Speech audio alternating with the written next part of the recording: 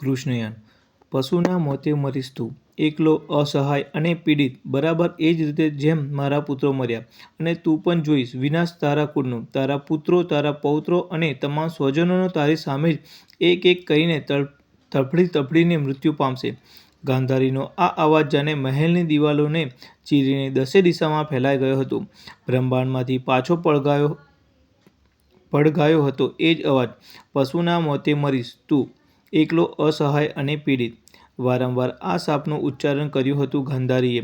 મહેલની દિવાલોના એક એક પથ્થર પર કોતરી દેવાય હોય શબ્દો એ જ રીતે, અને છતાં હાથ જોડીને નમસ્કાર કર્યા હતા કૃષ્ણએ, જાણે સ્વીકાર કરતા હોય એમ એ અભિશાપનો. આમે માતા ગાંધારી સિવાય કોની શક્તિ હતી સ્વયં કૃષ્ણને શાપ આપવાની, અને એ પરિસ્થિતિનું નિર્માણ પણ સ્વયં કૃષ્ણએ જ કર્યું હતું. બંધ આંખે માત્ર પુત્ર પ્રેમમાં અંધ બનીને જીવી ગયેલા માતા ગાંધારીના ત્યાગે એમને સતીત્વ તો આપ્યું, પણ સમાધાન ન મળ્યું.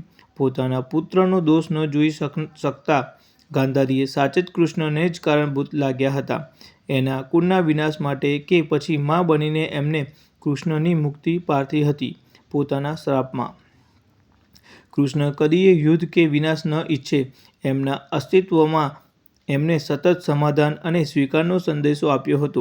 સમાધાનની ટોચની અવસ્થા એ સમાધિ. જીવનભર સમાધિસ્થ થઈને જીવી ગયેલા સ્થિતિપ્રજ્ઞ કહેવાતા એવા યોગેશ્વર હતા પોતે. તેમ છતાંય આવા મહાભયાનક માનવ સંહારના સાક્ષી બનવાનું એમના ભાગે આવ્યું હતું. અધર્મના નાશ માટે અનિવાર્ય પગલાં હતા આ, કે પછી માનવદેહ છોડવા માટે કારણો શોધતા હતા કૃષ્ણ સ્વયં? મહાસંહારના અંતે પોતાની મુક્તિ માટે કશુંક તો કરવું જ રહ્યું, અને એથી જ માતા ગાંધારીના શાપને એ ઘડીનું નિર્માણ કર્યું હતું એમને જ. માતા ગાંધારીના શાપ પછી હાથ જોડીને નમસ્કાર મુદ્રામાં સ્વયં એમને કહ્યું હતું તથાસ્તુ, સ્વયં પોતાના જ મૃત્યુનો સ્વીકાર. આટલો સહજ, આટલો સ્વસ્થ કૃષ્ણ સિવાય કોણ હોઈ શકે?